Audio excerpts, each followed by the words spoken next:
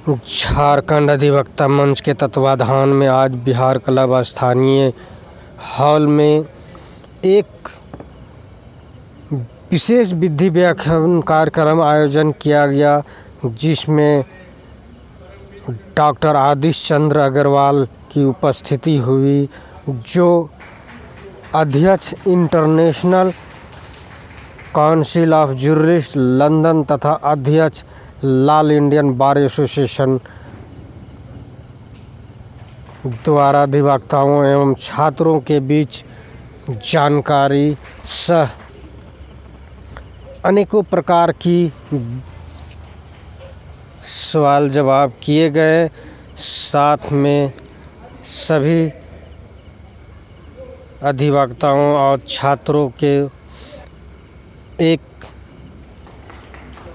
सम्मानित किया गया। हम अपने कैमरे के माध्यम से आपको दिखा रहे हैं कि अधिवक्ताओं में कितनी खुशी थी अपने इस अधिवक्ता के द्वारा जो जानकारी दी गई, और अनेकों विषय की जानकारी हासिल करने के लिए सभी ने जानकारी एक एक कर हासिल की और उन्होंने जानकारी दिए। पूर्व में जो अध्यक्ष रहे उनका भी बहुत अच्छी योगदान रही और उन्होंने भी कई विषय वस्तु पे बात की। अब हम जानना चाहेंगे कि आखिर यहाँ की अधिवक्ताओं के बारे में इन्होंने क्या कहा, आप सुने। ठीक सर, रांची आगमन है आपका, विशेष क्या? विशेष तो मुझे चीफ जस्टिस से मिलना था और गवर्नर साहब से मिलना था। मेरी जो प्रधानमंत्री जी के ऊपर जो पुस्तक अमेरिकन ऑथर के साथ है उसका प्रेजेंटेशन है।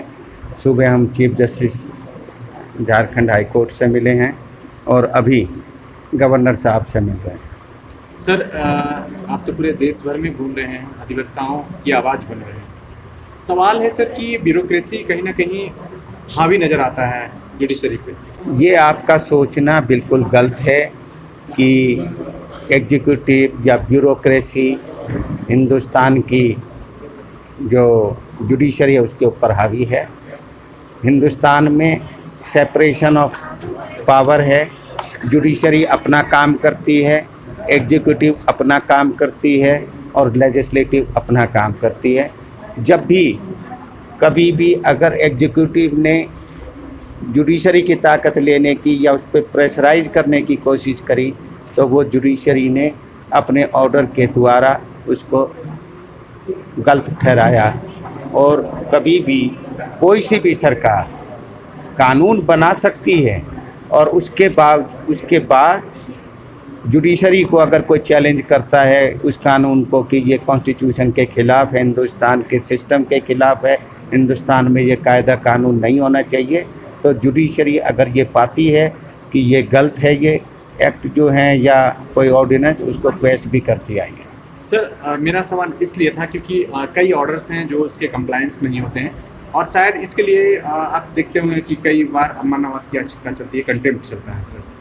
लेकिन इसके बावजूद कई बार देखा कि कंटेम्प्ट होने के बाद भी जो लोगों को है न्याय नहीं मिल पा रहा है, जो गरीब तबका है। आपके ही कई अधिवक्ता, कई जो जज हैं, उन्होंने कहा है कि जो गरीबों के लिए जो है न्याय है वो दुर्लभ हो चुका है, उनके लिए सुलभ नहीं। ये बात सही है कि हिंदुस्तान में कई बार हमारी कोर्ट्स भी जो बड़े आदमी हैं या बहुत ही जो इन्फ्लुएंस करने वाले पोजीशन में हैं या उनके रसूख वाले हैं, वो बड़े वकील एंगेज कर लेते हैं।